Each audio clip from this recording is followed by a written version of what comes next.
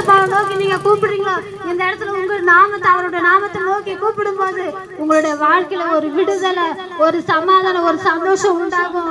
இப்பவே நீங்க ஆண்டவரை நோக்கி கூப்பிடுங்க. எந்த இடத்துல எந்த நிலைமையில இருந்தாலும் பரவாயில்ல, ஆலயத்துக்கு தான் போகணுன்ற இல்லை, நடக்க முடியலனாலும் எழுந்து வந்து இது வெக்கப்பட்டு நீங்க ஒரு இடத்துல ஏதோ ஒரு மூலையில நீங்க உட்கார்ந்து கொண்டு இந்த வார்த்தையை கேட்டு கொண்டிருக்கலாம். ஆனா தேவன் இந்த இடத்துல அந்த ஒருவருக்காக இந்த இடத்துல இறங்கி வந்திருக்கிறார்.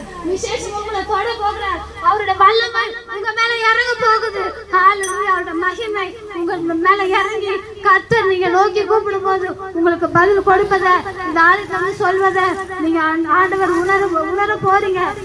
அதே 33:6 இதோ நான் அவர்களுக்கு சௌக்கியமும் ஆரோக்கியம் வரப்பண்ணி அவர்களை குணமாக்கி அவர்களுக்கு பரிபூர்ண சமாதானத்தை சத்தியத்தையும் வெளிப்படுத்த சொன்ன தேவன் இந்த பகுதியில் இருக்க ஜனங்களுக்கு ஒரு பரிபூர்ண சமாதானத்தை சத்தியத்தை வெளிப்படுத்த போகிறார். அவரை நோக்கி கூப்பிடுங்க, மனம் திரும்புங்க, பரலோக ராஜ்யம் சமீபித்து இருக்குதுன்னு சொன்ன தேவன் நீங்க நோக்கி கூப்பிடுங்க. கர்த்தர்